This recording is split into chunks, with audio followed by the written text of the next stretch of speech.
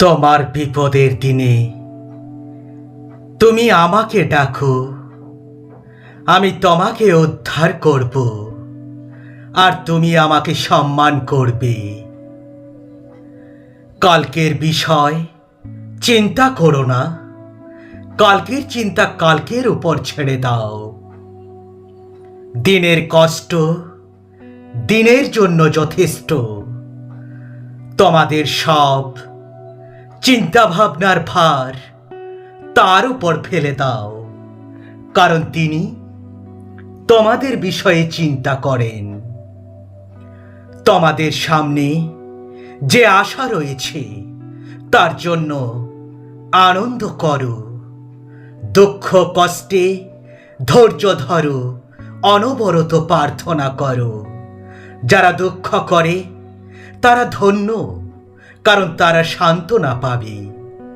আমি তোমাদের এই সব কথা বললাম যেন তোমরা আমার সঙ্গে যুক্ত আছো বলে মনে শান্তি পাও।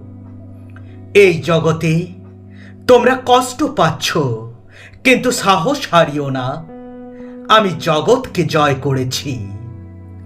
ঈশ্বর ভক্তদের পথ ভোরের প্রথম আলোর মতো, যা দুপুর না হওয়া পর্যন্ত উজ্জ্বল থেকে আরো উজ্জ্বল হতে থাকে। কিন্তু দুষ্টদের পথ গভীর অন্ধকারের মতো, তারা জানে না, তারা হোঁচট খায়। ছেলে আমার, যা বলছি তাতে মন দাও, আমার কথায় কান দাও। কথাগুলো তোমার চোখের আড়াল হতে দিও না।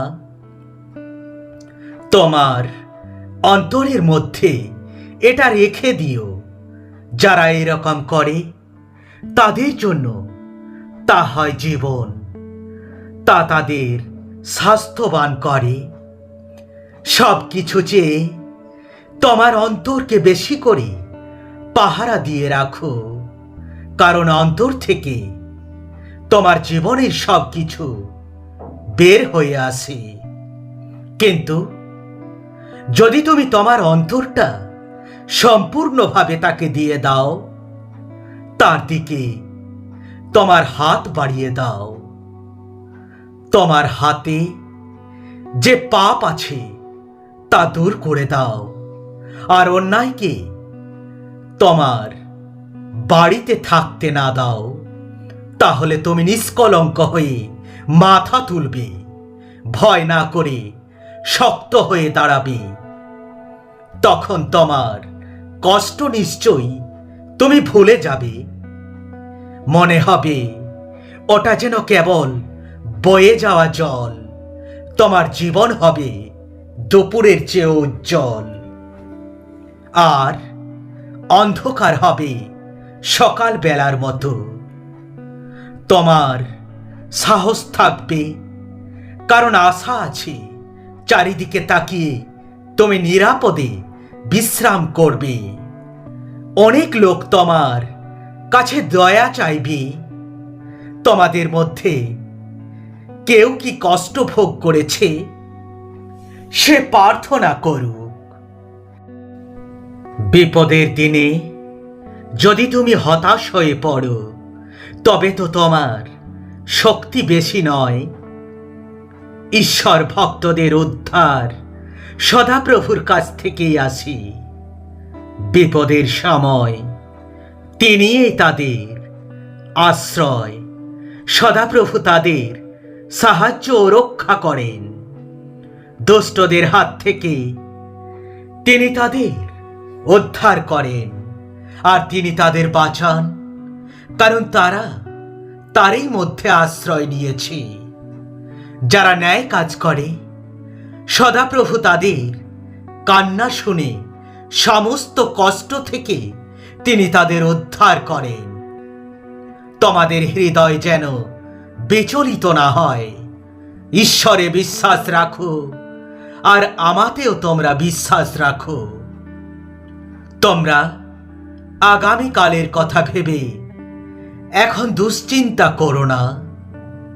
আগামীকাল তার নিজের ভাবনা নিজেই ভাববে প্রতিটি দিনের পক্ষে প্রতিটি দিনের বোঝাই তো যথেষ্ট। তোমরা চাও তোমাদের দেওয়া হবে, খোঁজ করো তোমরা খুঁজে পাবে। দরজায় ঘা দাও, তোমাদের জন্য দরজা খুলে দেওয়া হবে। সেই মানুষই ধন্য যে বুদ্ধি এবং জ্ঞান পেয়েছে, কারণ বুদ্ধির প্রাপ্তি রূপোর প্রাপ্তির থেকেও অনেক বেশি মূল্যবান। জ্ঞান লাভ সোনা পাওয়ার লাভের থেকেও অনেক বেশি মূল্যবান। সাবধানে থাকো, সতর্ক থাকো এবং প্রার্থনা করো, কারণ তুমি জানো না কখন তোমার জীবন শেষ হয়ে যাবে। নিজের হৃদয়কে বিভ্রান্ত করো না, ভগবানকে বিশ্বাস করো, আমাকে বিশ্বাস করো। করুণা এবং সদ্ভাব তোমার মধ্য থেকে কখনোই যেন আলাদা না হয়ে যায়। পারলে সেটাকে গলার মালা বানাও এবং নিজের হৃদয়ে মিশিয়ে ফেলো। এরকমটা করলে তুমি পরমাত্মা এবং মানুষ উভয়ের এই ভালোবাসা পাবে। তুমি অনেক বুদ্ধিমান হবে। তোমার ভিতরে যত পাপ আছে সেটাকে সবার আগে ত্যাগ করো। একে অপরকে ভালোবাসো যেমন আমি তোমাকে ভালোবেসেছি।